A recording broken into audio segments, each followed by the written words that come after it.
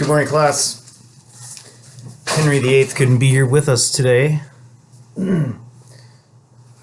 So in his place, we have the classic Gothic horror actor from the 1931 film Frankenstein, Boris Karloff. Very excited to have him with us. Did a lot of Gothic horror 100 years, 112 years after Mary Shelley's brilliance. This is chapter 24, part 2. There will be a part 3 as well, with a costume change, of course. Excuse me. So we ended with Victor saying, "Even in death, I will hover near you and guide your sword to the heart of the demon." And so Captain Walton writes to his sister, "Do you not feel your blood congeal with horror upon hearing this story that I believe so much? Even now my blood curdles at thinking of it." He believes him.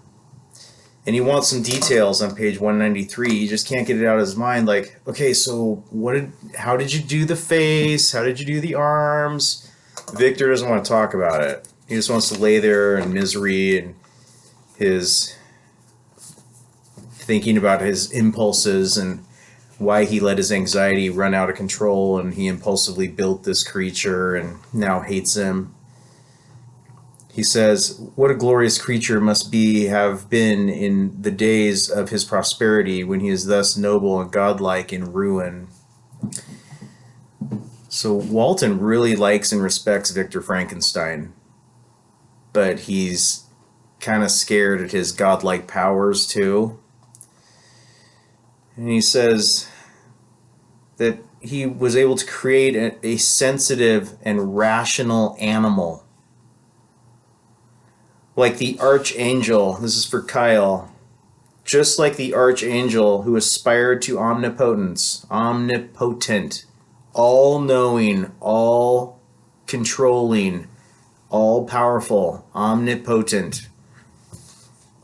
Kyle said earlier, chapter 9, just like the archangel who aspired to omnipotence, I am chained in an eternal hell.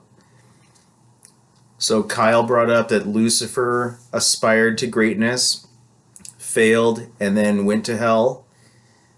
That's how Victor is feeling, and that's how Walton is perceiving Victor.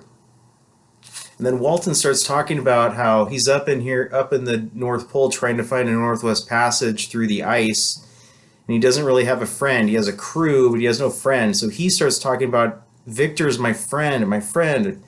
Must I then lose this admirable being I have longed for, a friend I have sought, the sympathy and love of one." Weird parallel, right? Because that's what the monster wanted. I want a friend, I want compassion, I want companionship. And now here's Walton wanting the same thing. It's an interesting parallel. Now, they are now stuck in the ice. The ice has surrounded the ship and stuck them in. Now, the ice is very powerful and dangerous. The ice could easily shift and crush the ship and sink them all. There's nowhere to go.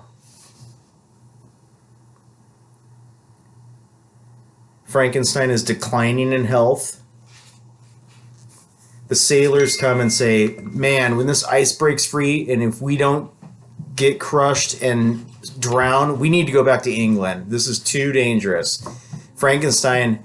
Victor berates the crew and says, "Bravery takes guts and courage, and you're going to go back as failures if you don't stick this out," because he wants selfishly to get the creature.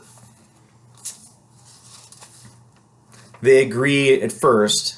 Yes, we're kind of not being very brave, but then the ice starts cracking and they're like, "Captain Walton, we got to get out of here. this is serious. And he agrees. So they head back to England. And so then Victor is like, man, all my strength is gone and I will soon die. Please, please try to kill this guy. Boris Karloff. We are on page 199. Part 3 coming up. Boris Karloff with you.